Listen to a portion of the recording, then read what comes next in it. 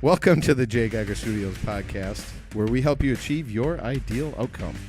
We're here to provide value to you and your organization every step of the way. I'm your host and guide on this journey, J.Geiger, and I'm happy you are here with us today. Thank you. This is our inaugural video podcast. Today in the studio, we have Matthew Boots from Boots Chiropractic and the head honcho over at Paperfest, making everything happen. Welcome. Really appreciate you coming to join us. Yeah, thanks for having me. Yeah. So I like to start out with like getting to know and like helping anybody who happens to listen to this get to know the guest that's on. Tell me a little bit about yourself. How did you get to be Matthew Boots of Boots Chiropractic? Oh, that was a journey. I mean, I would say that my healthcare journey started a long time ago. Probably middle school when I started realizing, what do I want to do with my life? Everyone sort of starts looking middle school, high school and stuff. I had an influence with my family. My father and my uncle both are chiropractors. So watching them do what they do, and every time I got injured, I was able to recover really quickly with care and stuff like that. And being under care my entire life, I always felt good. And you go to the doctor and they say, "Oh, you on medications? You doing this stuff?" And the answer is always no. Did you break a bone? Well, I got lucky. Never broke a bone. Right. Hopefully that stays. Yep. But you get to learn a lot of that stuff by watching. And then I realized, that's pretty cool. Let's dive into it a little bit more. So then in college, I started studying more like the pre-med type stuff. Yeah, exactly. Yep. Pre-med. I went to UWGB. Okay. And pretty much just went on a fast track at that point. I took a couple classes. I was already taking college classes in high school, so I fast tracked through GB and then started chiropractic college at Palmer College of Chiropractic in Iowa. Okay. And so there's specialized. So it's an area I don't know a whole lot about. There's specialized colleges for that. Yeah, chiropractic college is very. I think there's like 13 or 14 schools in the country that you can go to. Palmer is the first, and it all started at Palmer. A man named D.D. pretty much invented modern day chiropractic. I see. So that was like the epicenter of where chiropractic was started. Is that the right term, chiropractic? Yeah. Okay. Yeah. Because before it, they were called bone setters and other things. So like this isn't. How far back does this go? Well, are we talking about like cavemen probably pushed on each other? Yeah, at some point. Yeah, cavemen probably were doing it, but in the schooling of chiropractic, that's where. Are we allowed to say caveman? Cavemen? Is that allowed? Is it? I don't want to discriminate against cavemen. Cave women, I guess. Oh yeah, the cave people. Cave people. Yeah. So they were like back in the day. It was called bone setters, and like Eastern medicine. I'm sure they have a different terminology for them. In Chinese and India and stuff like that, they probably have different terminology. But now chiropractic is sort of taken over. So it's been something that's been all ages, like as far as time goes, and then across all around the world, different aspects of it. Yeah, I mean, a lot of it started with just pushing on someone's back, So now it's a lot more. Crack my back. Yeah, right. You push. Oh, it popped. And that's why they call it bone setting and things like that. Gotcha. Now it's chiropractic, and that means done by hand. So that's what it means, literally. I mean, the guys in front of the computer over here, you can look it up just to reference it. But I'm pretty sure that's, if I remember anything from schooling, I'm pretty sure chiropractic means done by hand or something like that. So if I am a really good potter, then I'm a chiropractic potter. Ooh, that's a good. Maybe. Yeah. That's a good. All right, we're going to look that up. Where's the. Yeah, we need to know the, what does the term, right there, literally mean? I think under that one. Done by hand. Boom. Yeah. A plus. I paid attention in school. That's right. 10 years ago. Okay, great. Yep. I remember Greek words, chair and praxis, hand and action. There you literally means done by hand. There you go. Wow, that's something that I didn't know. Every time we have these podcasts, I learn something. Well, I'm glad I was able to educate today. Yeah, excellent. So do you think you would have gotten into that if your dad and your uncle weren't in chiropractic? Probably not. How did they get influenced into it? I don't know. Oh, okay. I never asked that question. I never asked that question. Go have a beer with your dad and say, "Hey, Dad, how did you ever get into that?" I think think it was an injury from someone in the family, and then they all started to go. And then I think he just liked the fact that you can do it. But like my family is very good at like math and stuff. So if I wasn't doing that, I'd probably do like personal finance or accounting or something like that. Not IT computing, IT consulting. I mean, honestly, if I'm being really honest, I didn't even know that was a thing. And you're lucky you didn't know about that before, or your patients would be without Matt. You'd have computer patients instead. Maybe because my brother loved video games like so much, and I'm like, you can't go to school for video games. Like, watch me. And he went to school for video game design, and now he works at like Epic down in Madison, and he's programming computers and stuff. I'm like, you're never gonna do anything with this. And I think every day every time I told him, it like lit a fire in him to prove me wrong. Watch me. Watch me. How many years has he been doing that now? About as long as 2016. I think we both. Wow. I graduated chiropractic college, and he was maybe just a little bit before me. He graduated from Stout, I think is where he went. Okay. Yeah. They have a great business school at Stout. Yeah. So he's been at Epic ever since then, and he's loving it. And the only thing I ever heard about Epic is just that. Well, first of all, everybody loves their campus because how beautiful it is. Right. Every building has a different theme and stuff, like a barn and other things. The other thing is that it's a very difficult place to work. Like, it's very challenging. They hold people to a very high standard, and in 5 years you get 10 years worth of experience. And so people coming out of there, like, they stick with it because they know that they're gonna learn a lot, and they're gonna be a very proficient professional. And then he tells me that they like force them to take like a month off, just to go on a vacation. So I think they went to Europe somewhere. Wow. And to take a month and just reset. Yeah, just to go. Huh. So, because I don't know if they have like vacation time or if it's just like unlimited, but you have to get your job done kind of deal. It's like. For people who don't like to take off work, they'll just suck them in and they'll just stay there. Right. Yeah. Huh. So now. You're heavily involved in Paperfest. You're the executive director of that now. Is that what your title is, or?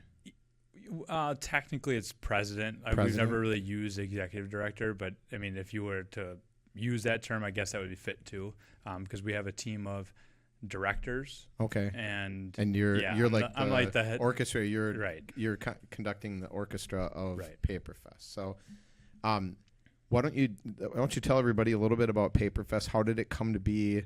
Because I think your dad started it. Is that what you're saying? What I understand. And how did it come to be? And now how is it in your hands? Well, and were you voluntold, or did you volunteer for that? So I don't know. Yeah, I mean, this journey has been longer than my chiropractic journey. So since you were a kid then. Right. So my dad started it in 1989.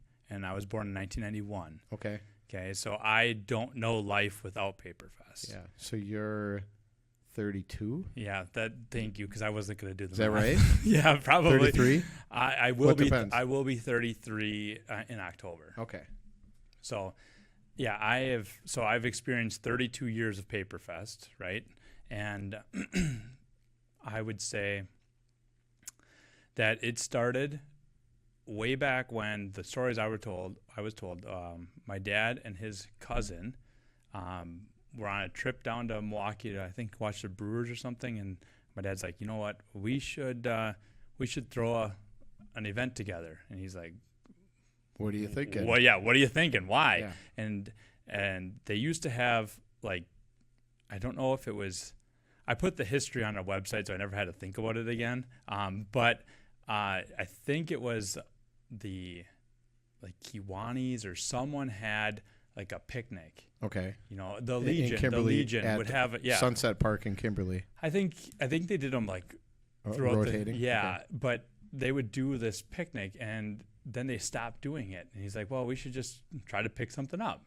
And so 36 years ago, they had their first event. They had to form a nonprofit, which back then was a 501c4, because that's more of a party element than the nonprofit side. So anyways, the event started, and the first couple of years are like, oh, it just scraped on by. They had it with the support of the community, and then it started to go up from there. Okay. You get some bands. We can really dive into history with it, but Sure. at the end of the day, that was until 2019. 2020 is sort of when I started to, push a little bit more, because I came back from college in 2016, and then I sort of just tried to absorb a lot, and then I started pushing more in 2020 and right before COVID hit. Right. But yeah, I've been around Paperfest my entire life. I've worked the event every year. Just about anything you can imagine, from runner to problem solver to if someone needed a zip tie on something, I had zip ties in my pocket. We'd fix it. And then as I got older, then I could start serving food, because I'd be there at like 8. Just working as a helper. Whatever someone needed help with, I would be there. But I'd leave at 8, 9 o'clock at night, and then eventually I'm staying there all night, making sure the band's got their drinks, doing all that stuff, and then eventually I could start serving alcohol. So then I'm helping those in the bar and bartend and make sure all that's running. Right. And now it's sort of just making sure everything runs. So if anybody's interested in going back and reading the history that's on the website, where should they go? Is it paperfest.com? Yeah, paperfest.com, and I think it's under his, look / about. Okay, under the about section. Yeah, I think so. But yeah, so go check out paperfest.com for more information and history, more detail. I went through a whole timeline. It's pretty. I don't know. I put a little time into it, but it's actually pretty cool, because we talk about the history of the paper mill in Kimberly as well. Because is there any paper left in? No, there's not. Not in Kimberly. Zero. Not in Kimberly. Yeah. The mill has been torn down, but the Kimberly paper mill, 100 years after it started, is when the first Paperfest was held. Oh, isn't that pretty? Yeah, that is pretty cool. But that wasn't by design. Right. It's just an accident. Yes. Yeah. And then so there's history on that. There's history on the combined locks mill, because that went through a closing then reopening phase. Right. So I put that on there, because that's combined locks is and very they're important. one of the sponsors too. Yep. It's a neighboring community. It's a neighboring community. And the funny thing is, you can go to the east side of Kimberly and cross the street, and you're in combined locks. Right. Depending on where you are. Yeah, and our nonprofit is KimCom Promotion.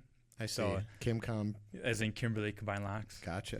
Because my dad, I think, lived in Kimberly at the time, and my dad's cousin lived in Combined Locks at the time. So they were KimCom Promotion. Yep. Yeah. Actually Kimberly was named after the last name of Kimberly from the Kimberly-Clark Corporation, which was founded in the mid to late 1800s. And they had a mill right in Kimberly, and they actually built housing, I believe, for the employees and whatnot, and started that community for the mill. And that was just torn down within the last 5 years. Maybe a little bit longer. That's on the website. Yeah. But it was a staple in the community. It changed names over the years. It was Kimberly-Clark, Mid-Tech, New Page, Storenzo. Yep. And eventually, it's a very high capital, very low margin kind of industry. And our pulp and paper it's been declining because people are using less overall. Right. And we're seeing pressures from other countries that can produce it for a lot cheaper than we can. So, again, high capital, low margin kind of things, they struggle. So ended up getting closed, and I had no idea how big that area was. I mean, when you drive by the old mill and you saw basically a big wall of white and right blue, along, I don't remember what street that is there. Mays Ave. Mays, right. And you'd drive along there and you'd see the artwork along the loading docks there that would look like the paper rolls and stuff like that. And all you saw was a white or blue wall. That's it. Little did you know, it's 1/8 of a mile deep, that whole distance. So when they started tearing that down, my jaw dropped with not only how wide it was, how deep it was, and then how deep it went into the ground. Right. Because it went down 30, 40 feet in some areas. It was pretty shocking to see that.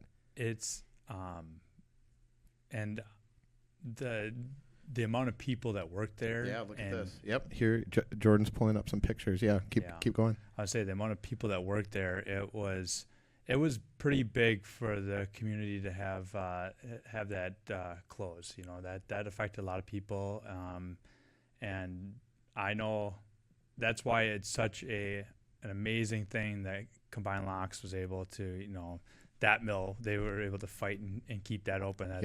That they let them. I shouldn't say let them, but that all transpired the way it did after watching what happened in Kimberly. You know. Yep. So yeah, for sure. The site now is completely cleared and it's all homes and apartments now. Right. It's been redeveloped.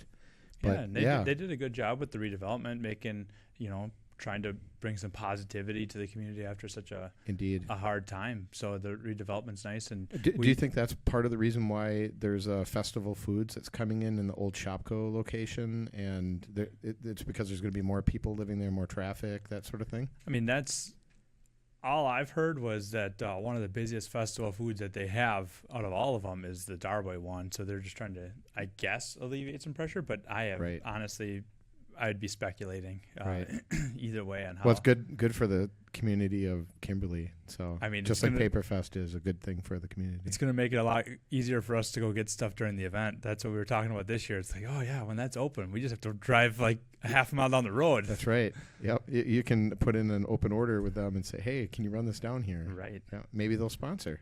They are. Oh, good. Yeah, good. We do. They do. Thank you, Festival Foods. Yes. Yeah. They do all of. They do the water.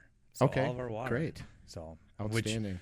Which was a little warm this year, so we burned through a few you pallets mean because, of that. Oh, it was hot out, right? Yeah. So it was you're hot. saying you we chewed through some water this year. Yeah, but you'd rather have that than have rain, because rain means a lot more money going out than money coming in.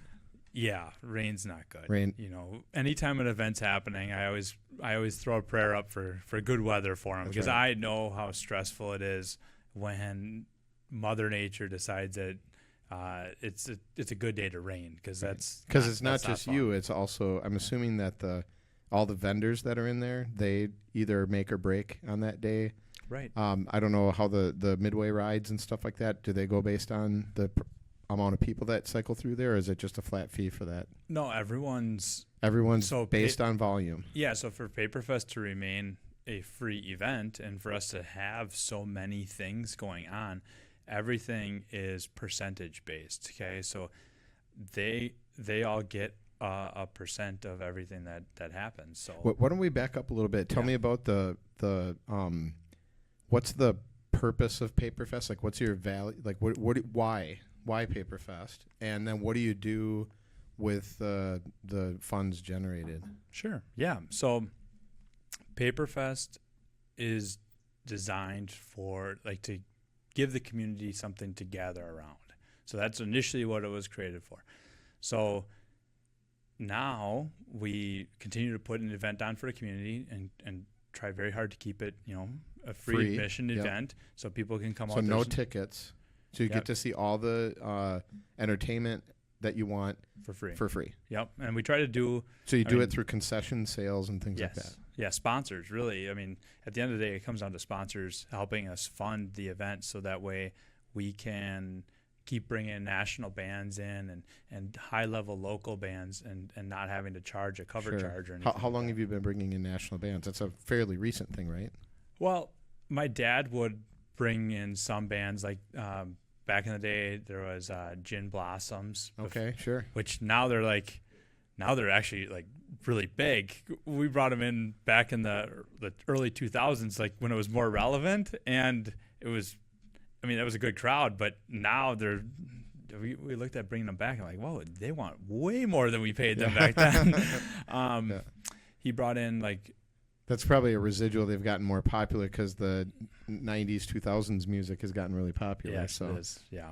So Jordan can attest to that. So we were hoping to, do a reunion with some of the old bands that we had. We had Rodney Atkins. We had Jason Michael Carroll, Love and Theft, some country artists there. Those would be back in the early 2000s, even into the 2010s.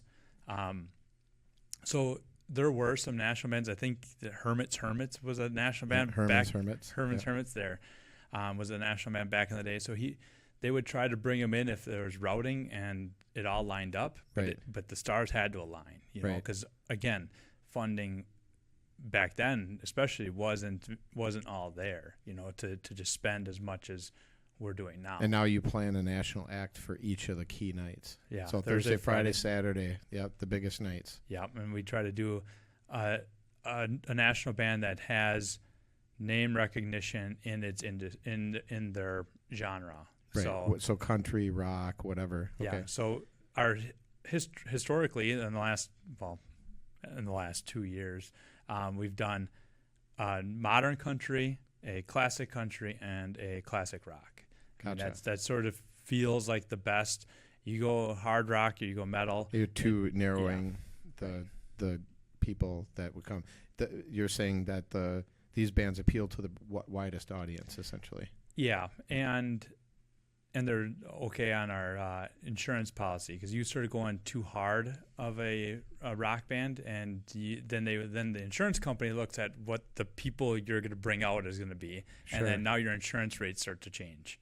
So if there's going to be a mosh pit, they don't want to. They don't want someone to get hurt. Yeah. Right. I gotcha. Okay. Yeah, that makes sense. They're very smart on how they look at things. Sure. So we try to take all of those aspects into play, because we're not the most friendly. I mean, like, we got helicopter rides. Like, right. Well, the insurance company's looking at us like, what the heck are you doing? What are you doing? Right. Oh, you got hot air balloons. Like, hey, are they leaving the ground? Are people going to be in them? Like, they need a whole bunch of information. So every time we do this, we look at insurance, and because all costs have to be taken into consideration. A lot of people don't look at those things when they go to an event. They don't look at that's a hidden cost. Yeah, insurance, security, all that stuff. Yep. Yeah. So we do. Yeah, we pick those genres. We find that our radio station partners have been really nice to work with. How so? Like they give us some nice promotion and stuff with those. They like coming out. They talk about the event and stuff. So in general, like, we find that works really well. And then obviously this year we had a little hiccup with Foghat. So that was the Saturday night show, and their flight was basically canceled because of the domino effect from the big outage that we had with Microsoft and the cloud, and it messed up all the airlines. Everybody knows about that now. So if you're going back and looking at this, you can see what happened that week prior. It messed up the entire airline industry. I think they were wasn't everyone almost like shut down. Yep. You know, so they were stuck in Atlanta. They couldn't leave, and that was a little bit of stress. You know, wondering what's going to happen. Right. Yeah. What are you on the hook for? Right. Are we on the hook? Is that considered a natural disaster? It's considered is it considered an act of God or whatever? Does it fall under that? And at the end of the day, it's almost compared to a band blowing a tire on their bus and not being able to make it.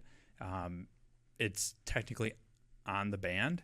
Because they could have gotten there early. They could have found a different mode of transportation or whatever. Right. So in that case, it's on the band. But at the end of the day, we're not here to, we want to have good relationships with everyone. So we want to, let's try to work with you. And we went back and forth all day trying to come up with ideas. We were to the point where we were almost sending a private plane down there to pick them up. But then we learned that no one's allowed to fly into Atlanta.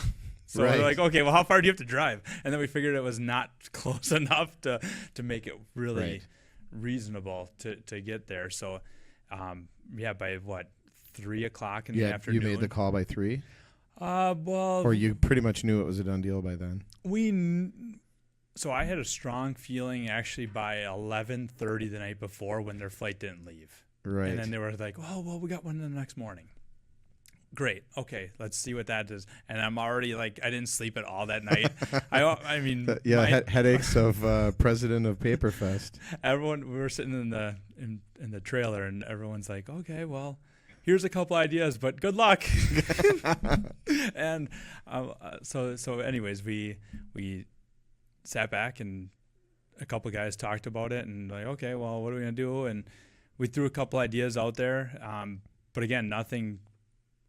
We were all hoping that we'd be able to maybe find a national band to fill in. Well, you're not going to find a national band not on 8 hours notice, right? Yeah. And at that point, is it really? Do you even want to? Right. Because another thing that people don't think about is, marketing of an event. Okay, we can bend over backwards trying to notify people that it's going to get canceled. Have a change. Yeah, but most people didn't know until it came. That's right. Because we put it on social media, website. We put a press release out, a couple of news stations. And 80-90% of people aren't going to know. Right. Yeah. They didn't see it. So I guess the silver lining on that is that you ended up finding a local band and Jordan's in it. Yeah. So, Avenue 55. Yeah. Jordan was a drummer, and they like lit up the stage. It was awesome. Yeah. They got I honestly think that they had the best time slot on that stage because the hot air balloon glow was going on pretty much at the second half of your set. Yeah. Sort of. It was starting to get dark out. It was really a beautiful night. We got some great photography. Thanks, Andy. Appreciate that. Yeah. I think we had 9 hot air balloons. It looked cool. Yeah. Really cool. Yeah, and then that always attracts a lot of people. So, but yeah, the conversation with Avenue 55 that didn't happen till probably closer to 2:00, around 2:00 time. So before the whole timeline of the event. Here's some of the pictures from the event. Yeah, but the whole that looks great. Oh, of course he goes to a picture of himself first. That's right. Yep.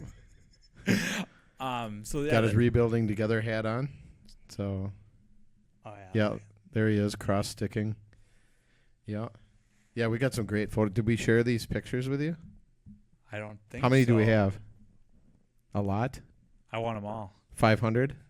1,000. Close to 500. And they all look like this. Yeah. They're awesome. Oh, this is nothing. Wait till you see them. Wow, this is all Andy's work here. Yeah, he's got some great stuff here. I mean, and some of these with the lights and stuff like that, it is off the hook. Well, and that's the look at that. We love the stage because even at the beginning part of the night, the stage has that black backdrop all around. Yeah. The lights pop. They really do. And especially when they're running that smoke all the time. Right, and it could still be bright out behind the camera here. It could still be it's still bright out, and I didn't see some of these. The colors show these are so great. well. Yeah.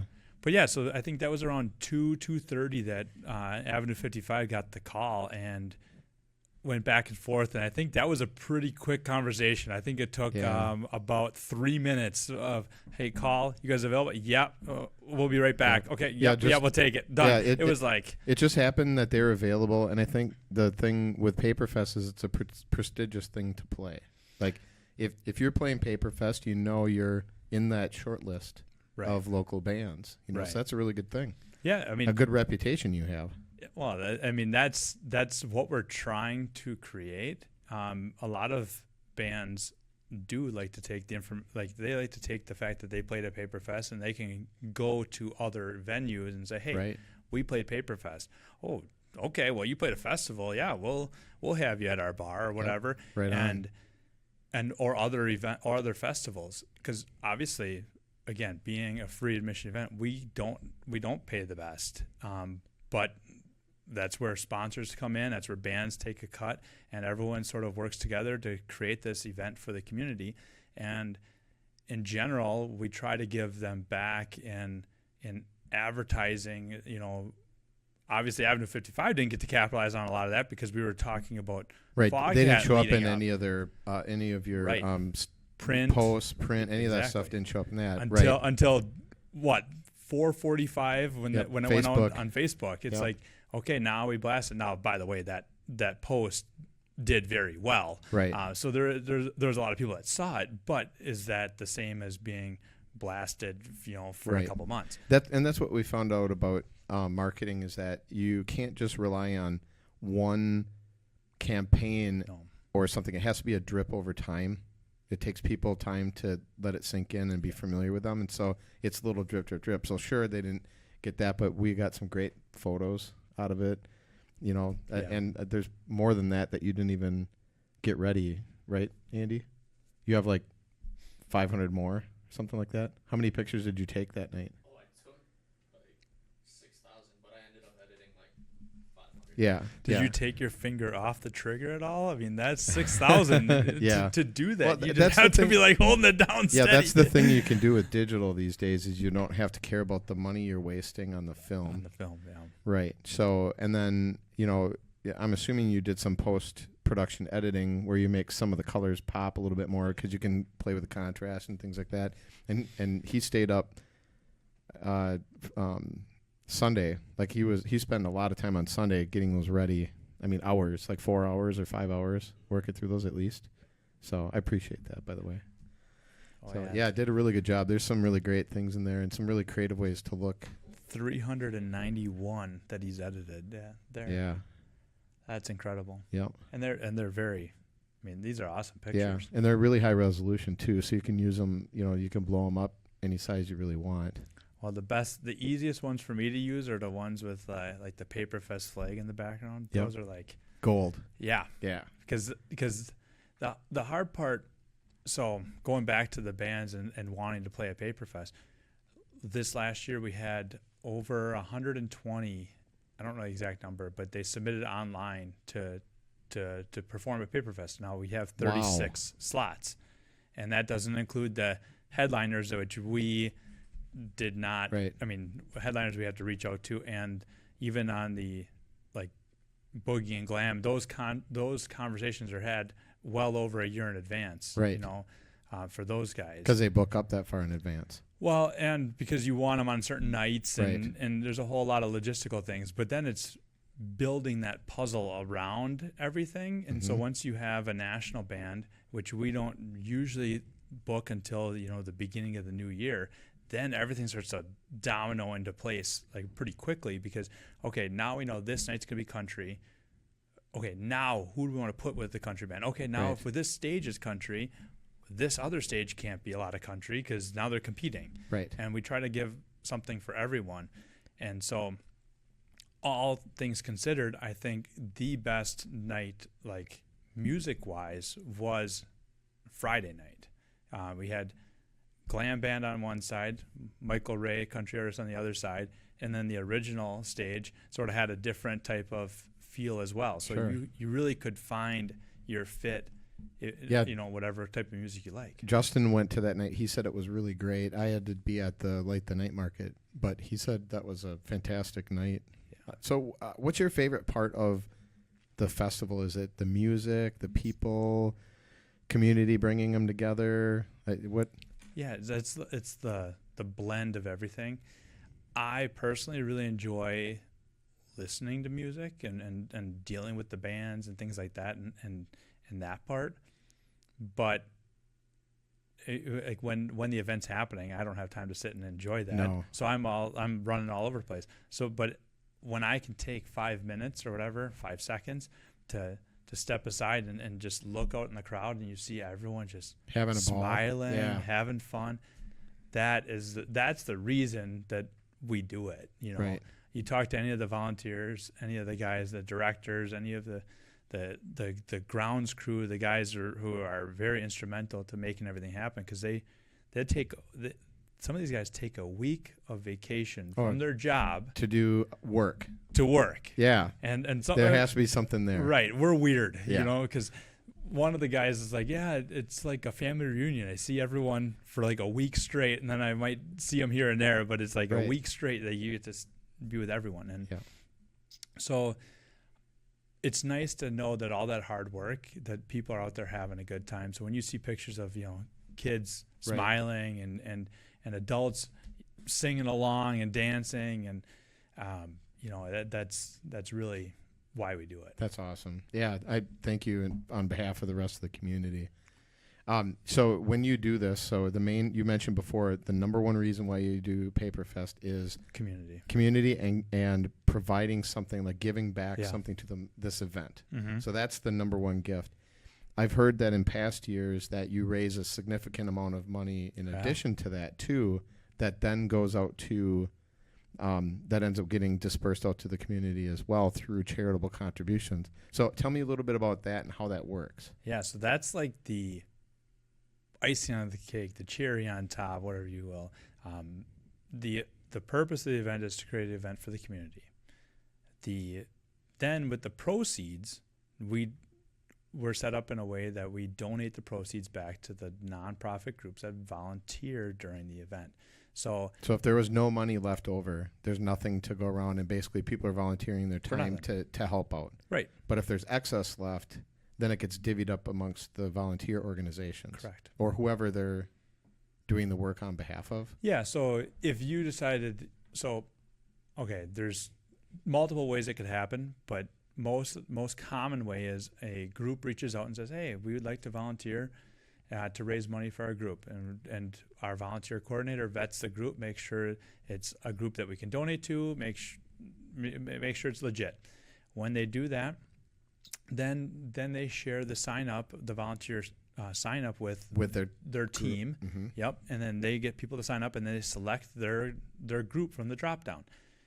In the past years, it's been about 50 volunteer groups a year. That's a lot. Participate. So things like Boys and Girls Club, 4-H, boys, or like Boy Scouts. Boy Scouts, you prevent suicide.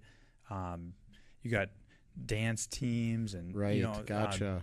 The volunteer fire departments, things like that. Wow, and 50 of them. Yeah, and so when you see all that, then they have to go through and find the one they want to volunteer to, or they want to donate their hours to, and anyone can just go in there, sign up, and select a group. Something that's close to their heart, or they can choose Paperfest, which essentially puts it back in and raises everyone's up a little bit. Sure. So how many thousands of hours do people donate a year? Do you have that number? It's over 6,000. Okay. So 6,000 volunteer hours. That was last year. I don't know what this year's numbers will be. And last year we did just under 115. I think it was like 113.9 or something like that. 1,000? Yeah. That got divvied up amongst them. So you take about that number, 52 divided groups, by 6,000, and then it gets distributed based on how many hours against each one. Which was $19 an hour. Yep. Wow. Yeah.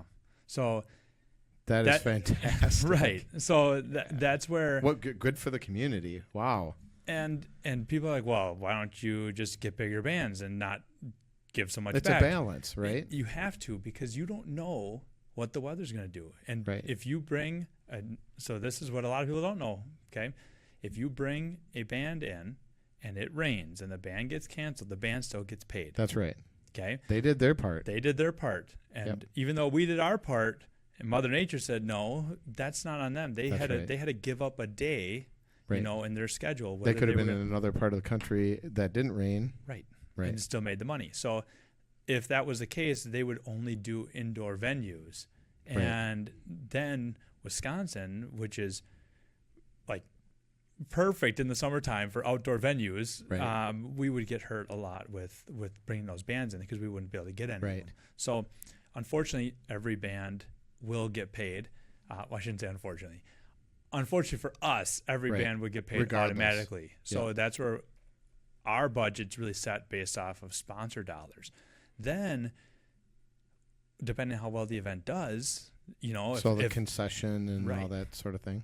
That's what goes back to the nonprofits. So when do you get to see this year's numbers?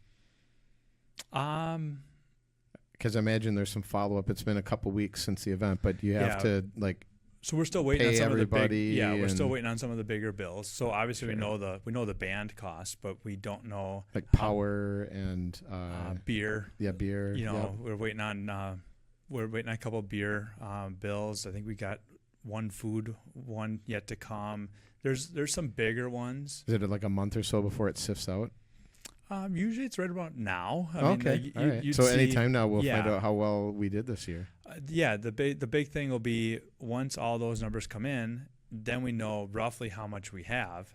Then the whole process of cleaning up the volunteer hours, how many people were actually there their entire time, did they stay longer? Did they leave early?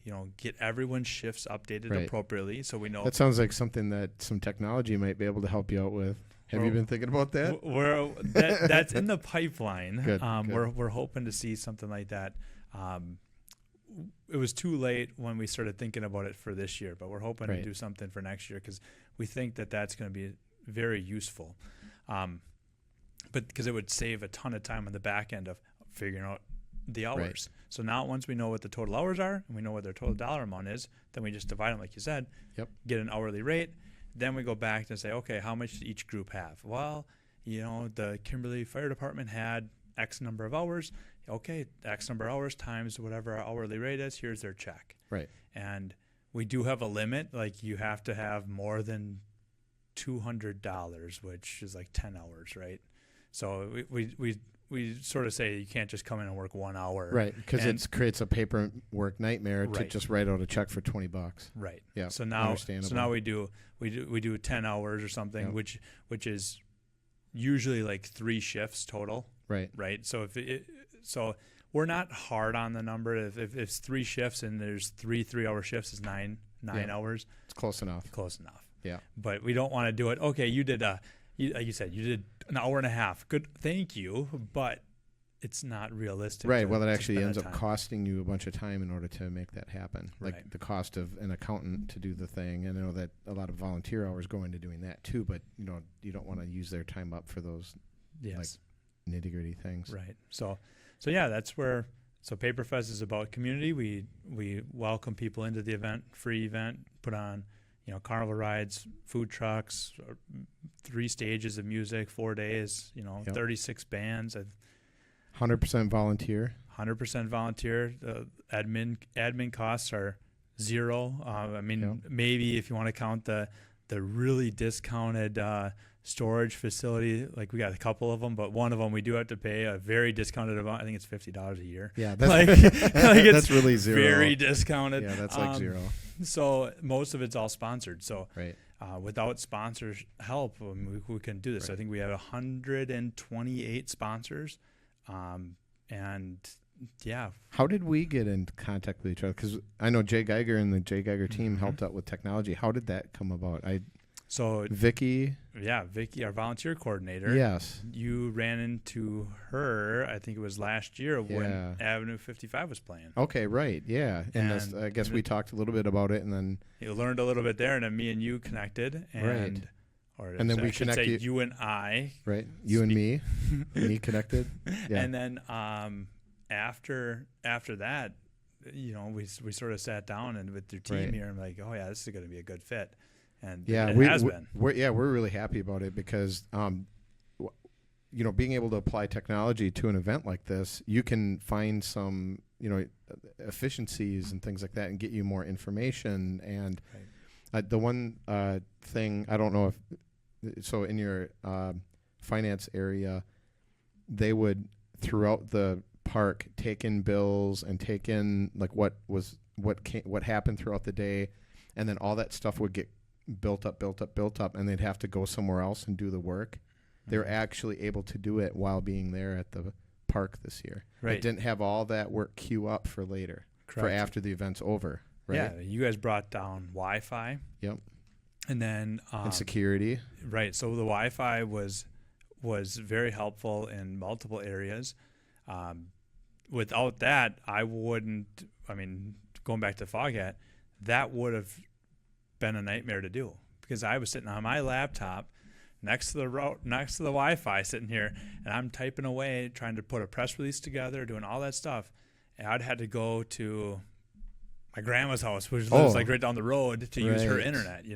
So Because you didn't have any on site. no, there's no. You on-site- could have hotspotted it, and that's the best you could have possibly done. Right, and then by the time you're answering all the phone calls, it's Right. bogging up your internet. So, Now, we did some stuff with a QR code this year. Did you have a lot of people sign up for messages on that? oh yeah, Yeah? yeah, You did? we had a lot of text messages. Tens, hundreds, thousands? I think there's over 1,000 text messages received. Wow. Yeah, so I don't know exactly how many Okay. signed up, but that one we're gonna fine tune that, and That's gonna be more. That's gonna be huge.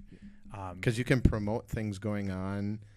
You can, hey, it's slow over here. Come, Right. be more efficient with that kind of stuff. Or it's such and such is going to Right. be on this stage. I think it'll be really cool, especially if we can figure out a way to schedule Mhm. like certain things, like some things that we wanted to do this year that we didn't quite get in place would be like a secret menu item, like have that scheduled for like the morning of, like everyone at 10 o'clock in the morning gets a text message, menu item of the day, like secret menu item, show this code or show this Right. text message.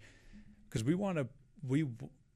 again, it's all about community. So we want to give sponsors additional recognition. So if there's people going above and beyond, like we can blast them on a text message where like, hey, here's like the one we did this year was $1 ice cream cone. So it's $1 off, you know.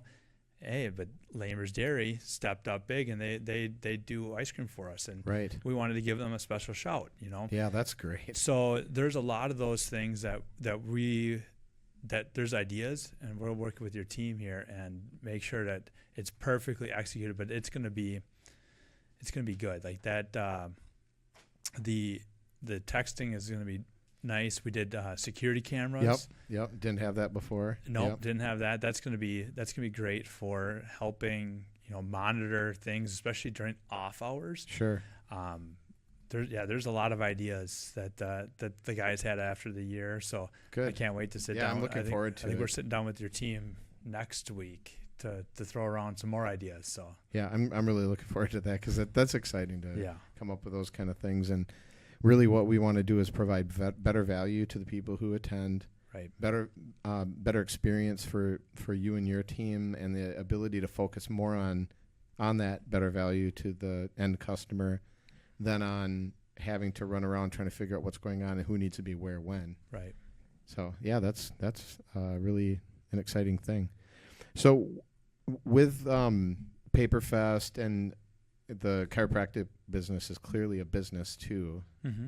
What are the things that small businesses like Paperfest and Boots Chiropractic, what are the types of things that you look for in information technology, or what's your experience with technology been in general? Well, until this year, it's been pretty limited.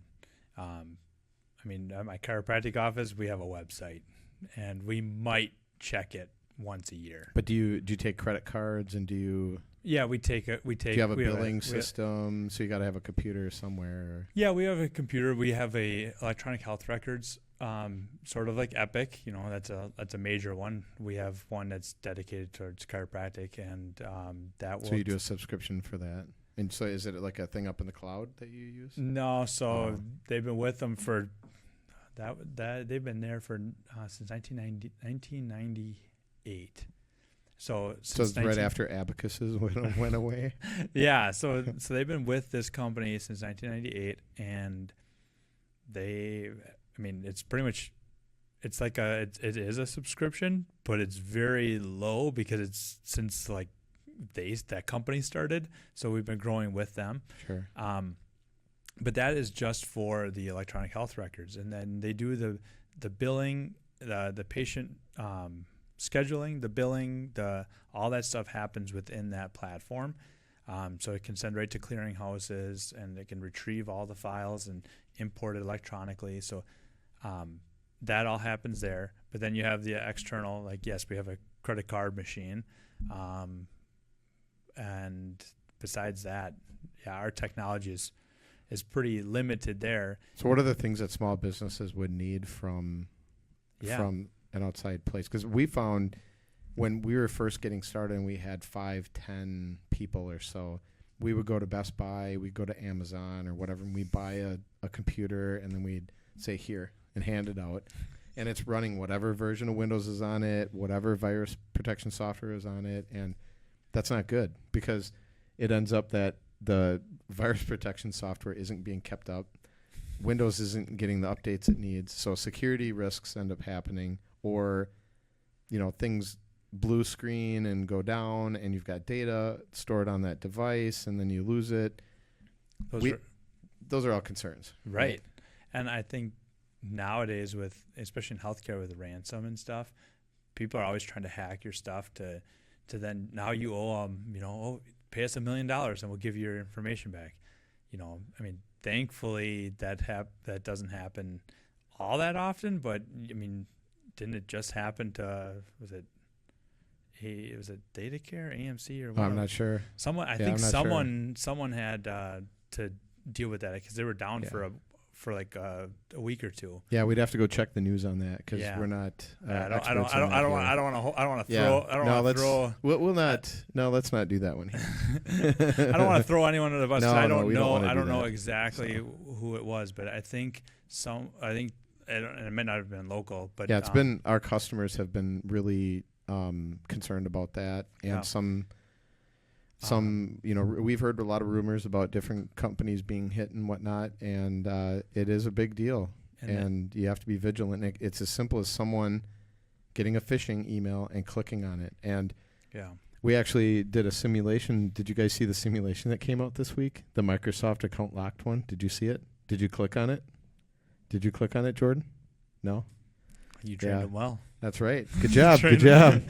I didn't report it. I just deleted it, and I just forwarded it to Nate. I said, what is this? This looks like phishing to me. So he said, well, you need to report it to the thing so that it learns. Oh, okay. So you got to report as phishing so that the algorithm learns what to block over time, just like AI, which we talked about off camera before, because AI is taking over the world, right? Right. How are you going to use AI? I use AI, I would say at least weekly. Yeah. For the office, I know my brother does a little bit of social media stuff, so he uses AI to make some social media posts every now and then. But whenever we need to write up, I used one, was it last week? I needed to write a letter for a patient to get a standing desk. I went to AI. I told it everything that needed to be in there, and it made it sound beautiful. So Good. then I took it, tweaked it, and I was happy. Yep. It's a good thing. It helps people do stuff fast. I think we should be careful with it and not use it too much, because we need to have the human aspect of it. We're going to lose touch with each other if we do too much of it. Right. Last year, and even at our Christmas party, we talked about AI and it made fun of it, because there's an image generator and you could ask it, show me a wiener dog race. Do you remember that one, Jordan? And it showed people riding wiener dogs as the picture. But seriously, that's just like anything else. When the internet first came out, when mobile devices first came out, all that stuff, you have to work your way through. And the analogy I give to the younger people who don't remember this, but when PCs first came out, the fun thing to do was to create themes for what your background is, what your mouse cursor is. You probably don't remember this, that your mouse cursor would change. It'd be a hand pointing or whatever. Mine was a Simpsons theme. So you use the big yellow one? Yep. And exactly. And when you'd make a mistake, it would be Homer Simpson going, dope. Yep. And you'd do something like another one would be Mr. Smithers going, excellent. So it'd be like that. And people would put time into setting up their theme. Yeah. Well, that's gone. It's not a thing anymore. Phones. People almost never have their phones on ring anymore, right? Unless they're like me and older. And, But yeah, your watch tells you when someone's calling. You don't need it to ring anymore. Well, yeah, my watch doesn't do that. So I'm not there. Yeah. So speaking of that, and then we'll have to wrap up here sometime. Yeah. How many steps did you do at Paperfest this year? Did you count them? 22,000 a day. Wow. So I don't know what that. So you are so fit.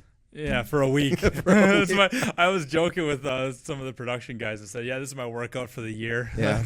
Don't ask me to do anything else for the rest of the year." It's tough to get 10,000 in. So 22,000 a day. Wow, that was the one I checked was Tuesday. So that was during setup. How many miles is that? That's got to be like 15, 20 miles. Because it's like 3 feet a step, 2.5 feet a step. I think mine is 3 feet. feet. Jordan's gonna look it up here for us. Yeah. But yeah, that's gotta be. I bet you it's probably like 6 miles. 2,000 steps. Ooh, that's 10 miles. 11 miles. Wow. 11 miles a day you walk. Okay. Holy cow. Okay. Yeah, that's good. That's good. Yeah, you got to make sure you have good shoes on. And that, think about it this way. We use utility vehicles to move around the park. Yeah, so that doesn't include the utility vehicle moving. So, right.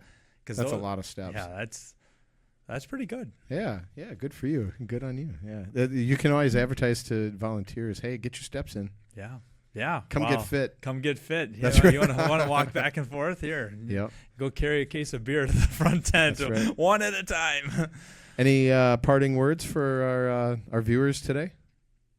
I think what I learned today here, and that everyone else should probably do a little bit of, is, assess their technology needs. Because when you were mentioning some of that stuff and we're talking about it, I'm like, you know what?